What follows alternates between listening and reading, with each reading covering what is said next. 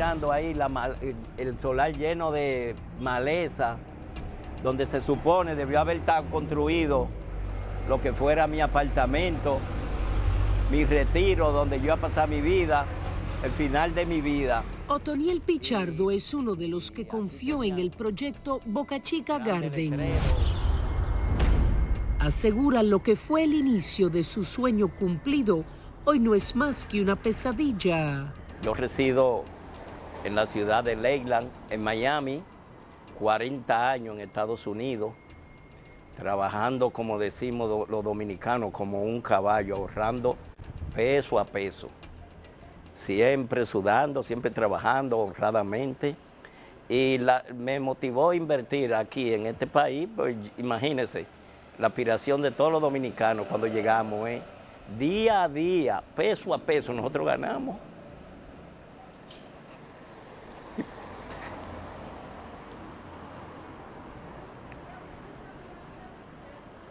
Invertir en este país y venir a morirlo aquí. Llevo muchos años viviendo en los Estados Unidos. Como todos sabemos, aquí solamente hay 2 meses y medio de verano. Y lo que más me atrajo era que todos esos apartamentos eran con vista a la playa. Eso fue un proyecto que estaba hacía el funcionamiento de todas mis expectativas. En el 2021, pues decido nuevamente regresar acá a los Estados Unidos. Ya venía con un plan más elaborado, que fue pues sacar la licencia de CDL, la de conducir camiones. Nuestros clientes residen en Estados Unidos, son dominicanos que por las razones socioeconómicas tuvieron que retirarse a trabajar y confiaron en ese proyecto. Les presentaron el proyecto como un verdadero paraíso terrenal. El abogado Miguel Surum es representante legal de al menos 7 de los más de 100 afectados. ¿Qué acontece? No veían avanzar los trabajos, iban al solar y estaba siempre todo igual. Yo me había quedado, siempre me quedaba por aquí porque decía como el día que tenga que retirarme, vamos a ser que Boca Chica, que uno se va a caminar, usted sabe que ya la gente mayor le conviene estar cerca de la playa. Yo soy un viejo ya, yo voy a cumplir 67 años de edad. Pasé por ahí y vi que todos estaban trabajando con un camión, todo se veía bien, tenían su oficina, me dijeron mira los proyectos, yo le pregunté alguna pregunta y todo se veía muy bien. Ellos tenían todo muy bien camuflajeado, todo se veía muy bien. Tengan piedad de... No invirtió en uno, sino en 4 inmuebles. Yo soy de la familia tradicional, que me gusta estar cerca, que mis hijos estén cerca de mí. Mis hijos, mi nieto. Entonces, como yo quería venir a vivir aquí, pues mis hijos, que estuvieran cerca de mí también. El precio, dice, fue una de las motivaciones para realizar la gran inversión. Los apartamentos tenían un precio muy atractivo, $54,000 de un cuarto, fue que cogimos uno, y uno de 2, que era para ella y yo, de $80,000. En total tengo $80,000 invertido ahí, mi esposa y yo. Aún conserva todos los vouchers, cheques y recibos de pago con valores desde los $1,000 hasta los $11,000. Nosotros comenzamos el 22 de diciembre de 2022, la primera unidad. Pero en diciembre, entre diciembre y enero, compramos las otras unidades, las otras 3 unidades. Y el promedio era, yo tengo los contratos ahí 2 años, para entregarnos en 2 años. Venía siendo en agosto del 2024, ellos prometían entregar. Tal y como indica el primer documento con el título de contrato de opción a compra de apartamento, en el que figuran Mabel Dolores Luciano Sánchez y Otoniel Pichardo Portorreal y Ana Margarita Medrano como las partes, estableciendo que la vendedora construirá un proyecto condominio mixto denominado Garden at the Beach, compuesto por 207 unidades habitacionales y locales comerciales, que constará de plaza comercial, planta eléctrica full, ascensores, área social, piscina, cigar club, gimnasio, restaurante, salón multiuso, parqueos y gas común, indicando que el proyecto tendrá como fecha de inicio octubre de 2022 y culminaría en octubre de 2024. El pacto sería por la compra de un apartamento marcado con el número 5T, con un dormitorio, un baño, sala, comedor, cocina, balcón, parqueo, con una superficie de construcción de 50 metros cuadrados, con vista al mar, ubicado en el 5º nivel, con parqueo techado, privado, en el edificio de 12 niveles, ubicado en la calle José Francisco Peña Gómez, municipio Boca Chica de la provincia Santo Domingo Este. El precio de venta, $61,000. El documento fue firmado el día 22 de diciembre de 2022 por todas las partes. La segunda unidad contaba con las mismas cualidades. En este caso, estaría en el tercer nivel por un monto de $57,500. El mismo precio que la tercera unidad. Sin embargo, esta estaría ubicada en el 4º piso. Este último contrato fue firmado el 28 de diciembre del mismo año.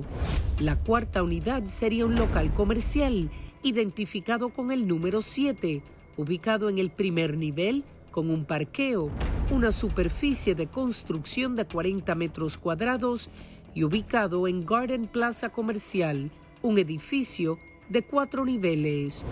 Este con un precio de $57,100. El acuerdo fue pactado el 6 de enero de 2023. Para abril del año que seguía, un amigo me mandó un video, él cogía video y me dice, Otoniel, tienes que tener cuidado porque esto se está llenando de agua. Esto volvió una piscina de agua y lo abandonaron. Entonces, paré el pago ahí. Di un viaje para junio. Cuando fui a la oficina, yo a esa fecha le dije, le voy a devolver 3 de los apartamentos. Y me dijeron, sí, sí, porque eso lo estipula el contrato. Tú lo puedes devolver, pero pierde el 10%. Yo le dije, pues está bien, perfecto. Y le dije a ella, lo voy a perder porque ya esto no me gusta.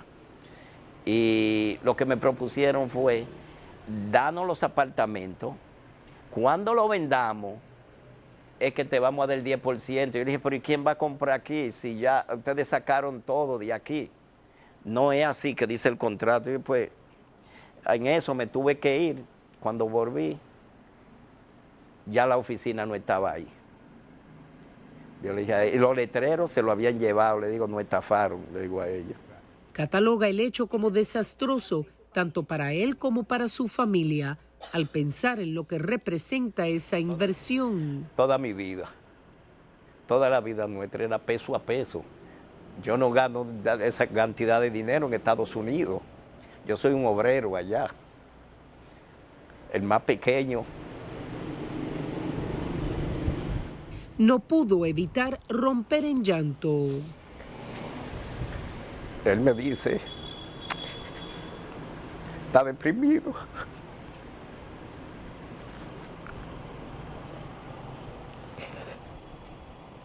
Que no vayamos, que dejemos todo botado. Él tiene miedo que me pase algo aquí. Que quieran venir contra uno. Si uno protesta por su dinero, quieran venir contra uno. Entonces, ¿cómo es esto? Que no cumplan, por favor. Pichardo no asegura sentirse burlado. Esa señora tiene que pagar, la Mabel. Ella cuando la secretaria me comentó 2 veces, cada vez que tú vienes a traer esos cheques de $10,000, ella llega como 2 horas antes que tú. Compró jipeta de lujo, Mercedes-Benz negra. Esa mujer entra aquí que parece una reina. Actualmente se hospedan en un apartamento facilitado por un amigo que conoce la situación por la que atraviesan. Al presidente que por favor nos dé una mano, que se preocupe por nosotros, que nosotros es día a día pensando venir aquí a vivir. ¿Cómo no nos van a engañar si no sabemos nada? Nosotros vivimos para allá, Y espero que él nos ayude, que si no recuperamos el dinero, que espero que recuperarlo, si Dios mediante, que se le aplique todo el poder de la ley a esa persona. Que disfrutar de lo ajeno, como yo le dije, yo estoy enfermo, a mí nadie ya me da trabajo ya, ni allá ni aquí, por mi edad. Invirtieron todos sus ahorros confiando en la seguridad jurídica de la República Dominicana, en un supuesto ingeniero de nombre Edgar Hernández, quien les presentó una oportunidad de inversión y de retiro y que resultó en una estafa colosal. Ahí quedó encerrado mi sueño, ahí, en esa pared que ven ahí. El intrusismo profesional gana terreno. La medicina no es la excepción. Hay un tiempo, aproximadamente más de un año, he notado que una persona que está para administrar el centro, el día que falta un oftalmólogo, ella se dedica a dar la consulta en vez de referir los pacientes para otro día. La denunciante, a quien llamaremos Carolina, dio la voz de alerta sobre una situación que ocurre en el Centro de Salud Club de Leones en Cotuí. La situación es ahora más grave porque hay 2 días que no hay oftalmólogo fijo y la señora se ha dedicado a dar la consulta sin ella ser ni siquiera enfermera. La administradora del centro dice se hace pasar por oftalmóloga con la confianza que le ha dado el tiempo, escuchando a verdaderos doctores recetar a pacientes. Ella siempre está al lado del médico, orienta al paciente. Cuando le dan la receta al paciente, ella le dice, esta gota se usa así, porque ya escuchó y ha escuchado varias veces al médico, porque siempre está. Evidentemente eso le ha dado a ella la confianza de que si hay secreciones, lo que la gente llama lagaña, ella medica un antibiótico. Si entiende que quizá el paciente se queja de que le arde, le indica un refrescante. Como es el caso de esta receta, supuestamente escrita por Jocelyn Domínguez el 30 de junio, donde prescribe Trasidex, un antibiótico aminoglucósido en gotas, además de Sistane, un lubricante. Es dicha denuncia que nos llevó hasta Cotuí. No es así, porque nosotros tenemos aquí, yo dirijo el centro, entonces al yo dirigir, mucha gente como que se confunde y piensa, pero ella es doctora o ese tipo de cosas, porque yo coordino todo. Afirma que solo se trata de una confusión. Y al yo coordinar todo, estoy muy involucrada con los pacientes, con los familiares de los pacientes, con todo. Desconocía que horas antes un equipo encubierto del Informe había acudido al centro a hacerse un chequeo de vista. Para uno coger un turno para oftalmología. El intrusismo profesional es un flagelo que cada día azota más fuerte el ejercicio de la medicina en la República Dominicana. Jenny Datt es oftalmóloga, especialista en glaucoma y el segmento anterior del globo ocular. Provoca un deterioro de la discapacidad visual y aumenta el número de casos con discapacidad visual, debido al hecho de que la persona que te está tratando no tiene los conocimientos suficientes como para poder llevar a cabo un diagnóstico adecuado y por ende un tratamiento acorde. Habla de la función de los optometristas. Casi 2 horas después de haber llegado al centro, el equipo encubierto del Informe fue finalmente recibido por Domínguez, quien inició tomando los datos del paciente para conocer su historia clínica, plasmando cada detalle en el expediente. Y la luz te molesta. Hasta que cruzó la línea del intrusismo, según lo analizado por expertos.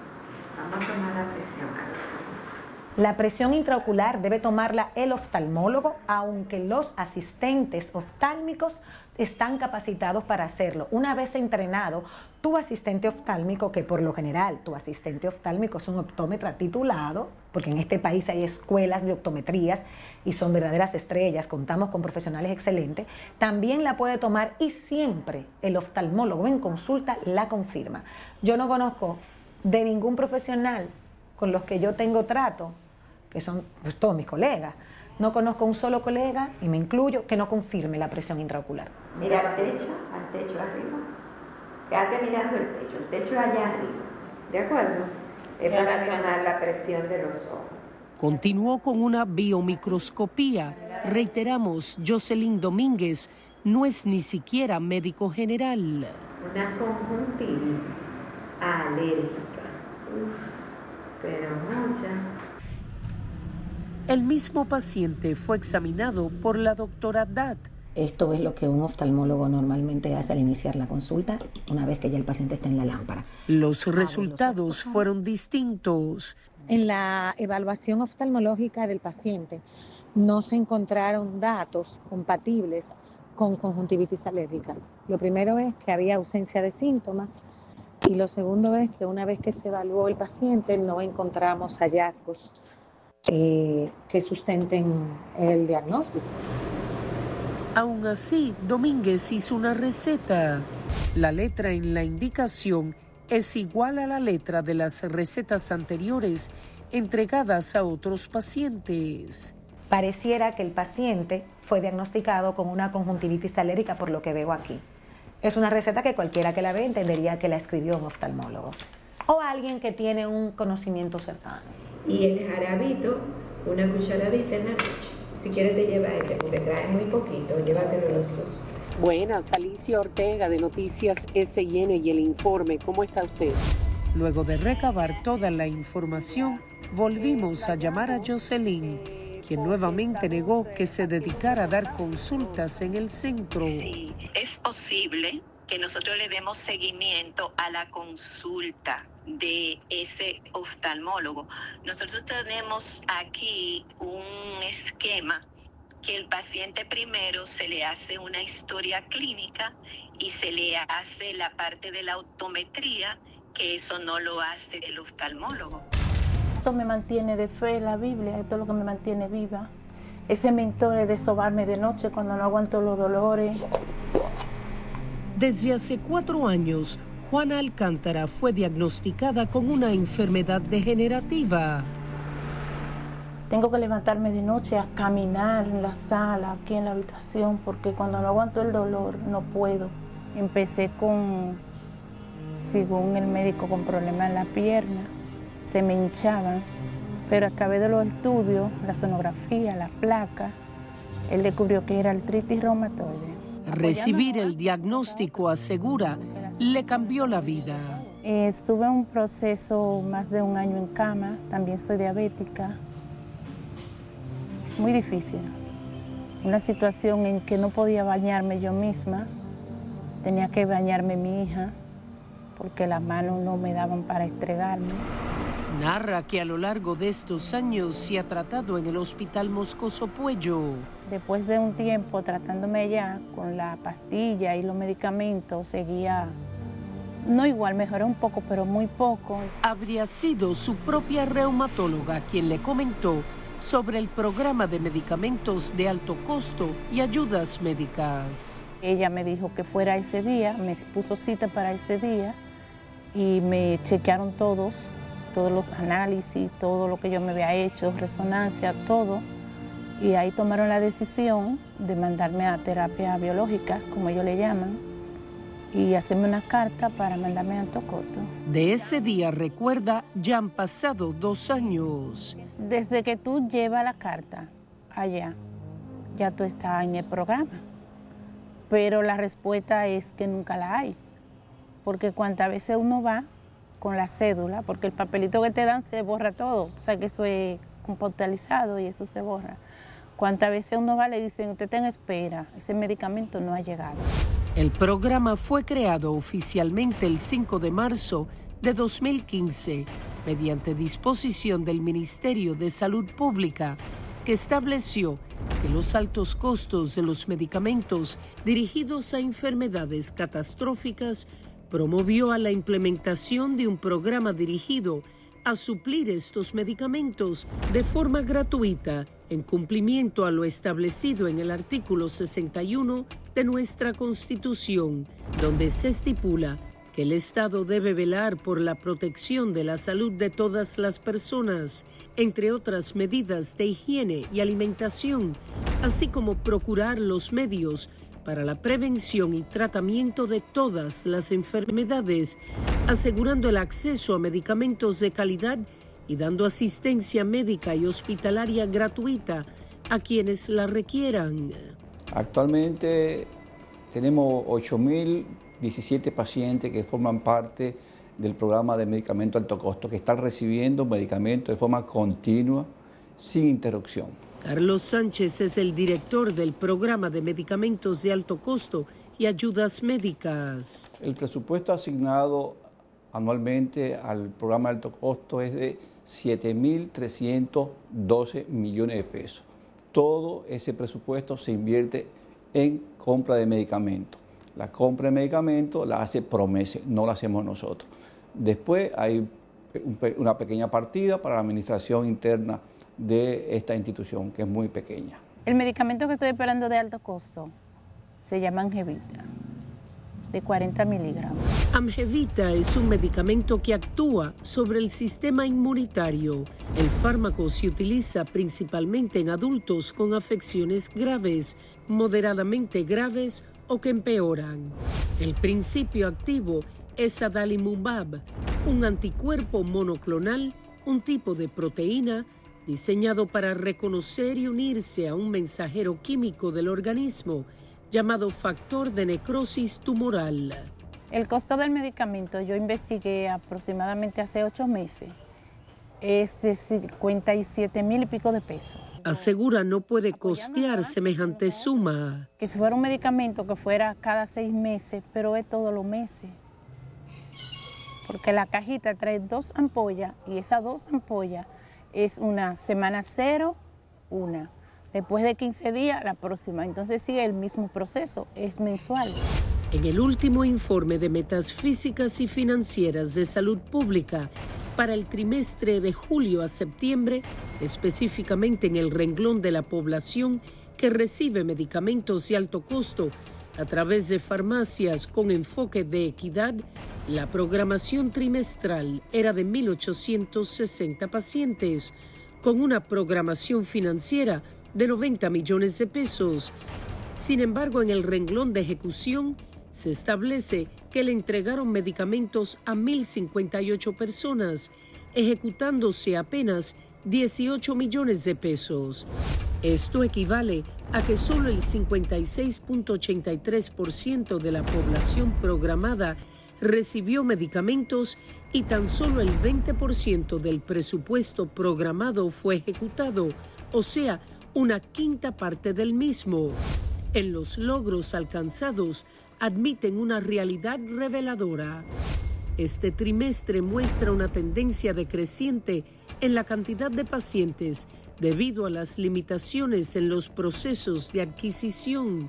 Se destaca que el cambio de directivo en Promese Cal, así como la salida de un total de 150 colaboradores de diferentes áreas, provocó la pausa en la continuidad de los procesos de compras y contrataciones de los medicamentos adquiridos a través de dicha entidad, lo que representa un cumplimiento del 20.03% de la meta establecida, producto de las limitaciones indicadas respecto a los procesos de contrataciones. No ha habido limitaciones en el proceso de adquisición de medicamentos. Eso, las licitaciones las hace Promese, no las hacemos nosotros. Nosotros lo que hacemos es que preparamos los requerimientos para las licitaciones. Le decimos a Promese qué hay que comprar, la calidad de los medicamentos, la calidad que tienen que tener los medicamentos y las cantidades. Pero se ha estado comprando y y han estado llegando a tiempo los medicamentos. Asegura desconocer la situación. Promese compra los medicamentos que nosotros le pedimos que compre. Si ellos tienen un retraso allá, es cuestión de ellos, no de nosotros. Nos comunicamos con Promesecal para escuchar su versión, pero no obtuvimos respuesta alguna, a pesar de haber tenido comunicaciones directas con la asistente del director del programa y el director de comunicaciones en varias ocasiones. Si comparamos 2 trimestres de logros del programa de alto costo, encontramos que entre abril y junio se programó una meta de 2.830 beneficiarios, alcanzando una ejecución de 2.188, lo que equivale a un 77.31% de ejecución en la meta programada. Nuevamente, dice el reporte, este trimestre muestra una tendencia decreciente en la cantidad de pacientes atendidos, señalando varios factores: finalización o interrupción de tratamientos, proceso de depuración de pacientes inactivos o fallecidos y, algo clave, retrasos en la aprobación de solicitudes nuevas o renovaciones. Tu salud no le importa a nadie. Donde ellos publican que sí están supliendo el medicamento, cuántas veces tú vas o tú llamas, tú tienes una esperanza, pero las llamadas no te ayudan en nada porque el teléfono nunca lo toman. Un ejemplo, yo con mi condición tengo que buscar una persona, valerme de alguien para que me lleve allá, porque nunca toman el teléfono. La solicitud de medidas de coerción presentada por el Ministerio Público describe una organización criminal diseñada para operar desde adentro. En el centro del esquema, Santiago Jacín, exdirector de SENASA, acusado de dirigir la red y a quien se le dictaron 18 meses de prisión preventiva. Hoy se ha dictado una sentencia que condena a una persona prácticamente a la paraplegia o a la cuadroplegia. A partir de ahí, es responsabilidad del Ministerio Público y del Presidente de la República, el Poder Ejecutivo, de cuidar la salud del señor Jacín.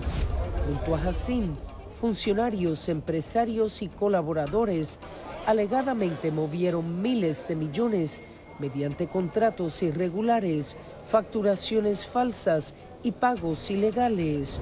De acuerdo con el documento, todo inició el 21 de agosto de 2020, cuando Jacín fue nombrado director del SENASA, aunque desde antes, dicen los fiscales, se encontraba recibiendo beneficios. El 29 de junio, 52 días antes de asumir el cargo, Jacín adquiere el vehículo Lincoln Navigator, año 2020, entregado por el empresario José Pablo Ortiz Giraldez, utilizando este último, dice el Ministerio Público, la cuenta bancaria a nombre de su esposa como intermediaria para disfrazar el origen de los fondos. Dicho vehículo es el primero que aparece en su declaración jurada, valorado en 6.7 millones de pesos. Las autoridades continúan diciendo que las evidencias reunidas demuestran que Ortiz Giraldez no solo es una persona de estrecha confianza del imputado Jacín, sino que después se convertiría en su mano derecha para recibir y manejar parte del dinero producto de los sobornos pagados al exdirector por las empresas Kersum, Pharmacard, Del Este y Nutrimed, todas contratistas del SENASA. La cuota de mayor responsabilidad siempre la va a tener el funcionario público, porque es a quien a través o de un decreto o a través de la elección, de una selección, de un voto, la ciudadanía le da la confianza. Pero lo que hemos visto como constantemente el sector público y el sector privado se coluden para estafar al Estado. Los fiscales señalan que otro de los imputados, Eduardo Ride Estrella, relató que fue citado a una reunión por Ortiz Giraldez, bajo instrucción directa de Jacín, que su empresa Kersum debía realizar una contribución mensual equivalente al 35% de los pagos recibidos como condición para mantener los contratos. Aunque inicialmente Reed habría rechazado la propuesta, poniendo en duda que procediera de Hassim, Senasa comenzó a retrasar injustificadamente los pagos, lo que lo llevaría a reunirse con Hassim, quien alegadamente le confirmó directamente que debía ponerse de acuerdo con el gordo, Ortiz Giraldes, para continuar recibiendo los pagos y conservar sus contratos.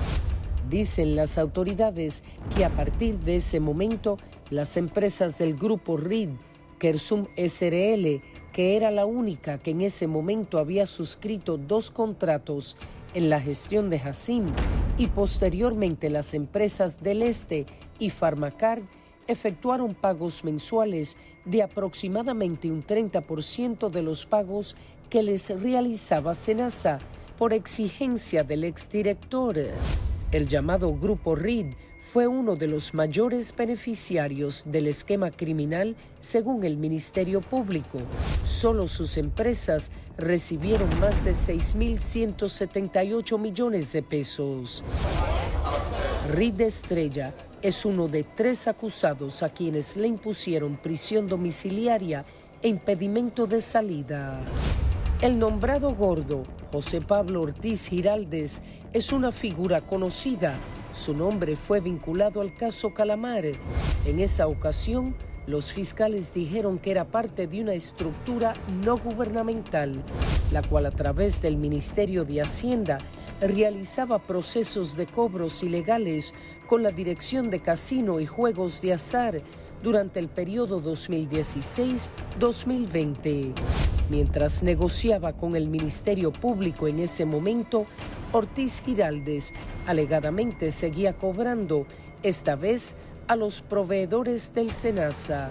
No aparece entre los acusados, pero sí como testigo estrella, que según el documento de solicitud de medidas de coerción, dirá que Hassim le notificaba con la frase clave «había llovido» cuando los pagos del Senasa a los contratistas eran efectuados, desencadenando la exigencia de sobornos, utilizando para ello empresas ficticias que emitían facturas por servicios nunca prestados, lavando así más de 949 millones de pesos entre finales de 2020 y agosto de 2022. Y ese es uno de los resultados de la impunidad. ¿Por qué? Porque ¿qué pasa? Cuando no tenemos consecuencias a los actos de corrupción, cuando no hay una sentencia, cuando no hay una medida, eso hace que personas como esa puedan nuevamente estar en una posición de poder. Según el documento, tras hacerse pública la investigación penal del denominado caso Calamar, en el que figuraba como investigado Ortiz Giraldes, Eduardo Reed Estrella le reclamó a Hassim por esa situación, advirtiéndole que no realizaría más pagos a esta persona. Sin embargo, el ahora imputado le habría establecido que los amigos no se abandonan y que debía continuar comunicándose con él y realizándole los pagos, ya fuera facturado a nombre de otras empresas no relacionados a Ortiz Giraldes o en su defecto hiciera la entrega del soborno en efectivo. Lo primero es que eso abre una herida muy profunda al pueblo dominicano, porque ciertamente el Estado debe garantizar derechos fundamentales y dentro de los derechos fundamentales está el derecho a la salud. Pero si hay un derecho que justamente de los más denegados, de aquellos derechos que tienen muchísimas debilidades, y los vemos en nuestros hospitales, en las deficiencias del sistema de salud, pero cuando ese derecho se choca con la corrupción, no solamente se hace ineficiente el uso de los recursos públicos, sino se pone en riesgo la vida de muchísimas personas.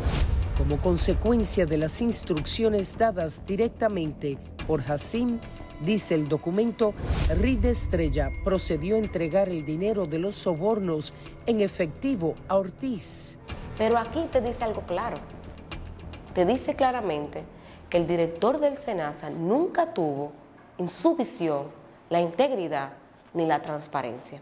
Porque si una persona que ya estaba vinculada a un caso tan sonado de corrupción y aún así usted lo mantiene en una función de cercanía con usted, es porque ciertamente usted también tenía muchísimos vicios de integridad. De acuerdo con el Ministerio Público, todo comenzaba manipulando un documento clave, el borderó, practicando la subvaluación de las deudas y la sobrevaluación de las cuentas por cobrar del reaseguro, con el objetivo de minimizar las pérdidas y subregistrar las reservas técnicas.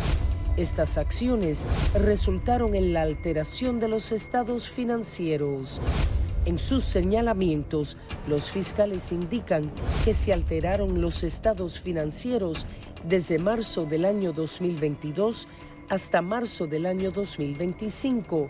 Esto con la intención de ocultar la situación financiera real y presentar datos positivos cuando en realidad era todo lo contrario. El documento continúa diciendo que el imputado Gustavo Enrique Mesina Cruz, en su condición de director financiero durante el periodo agosto 2020 a septiembre 2024, ejerció un control absoluto y personalizado sobre el borderó, listado de todas las autorizaciones emitidas pendientes de pago, manipulándolo con el objetivo de falsear la realidad financiera y ocultar las pérdidas que se generaban en los montos reportados. Fiscales señalan que a la llegada de Hassima Senasa no existía el Comité de Contrataciones Médicas dentro de la estructura institucional. Fue él quien creó dicho comité de forma arbitraria, sin sustento legal, normativa ni procedimental, alterando por completo el mecanismo previamente vigente para la evaluación y aprobación de prestadores de servicios de salud. A lo interno de Senasa, dice el Ministerio Público, para asegurar el control de las aprobaciones en los contratos, el exdirector incluía además a sus asistentes más cercanas, Joana Fernández y Joana Grullón, quienes incluso, en ausencia del propio director ejecutivo, llegaban a las reuniones con listas predeterminadas de prestadores que debían ser aprobados por órdenes directas de este, utilizando expresiones como "eso es del CEO", "eso es del Olimpo" o "vino respaldado", las cuales funcionaban como órdenes inapelables. El nombre de Cintia Acosta Ascensión aparece 67 veces en la solicitud de medida de coerción. Acosta fue la segunda de las acusadas en recibir prisión domiciliaria como medida de coerción. Así nos despedimos en esta noche, víspera de Reyes. Como siempre, nos vemos la semana entrante. Gracias por acompañarnos.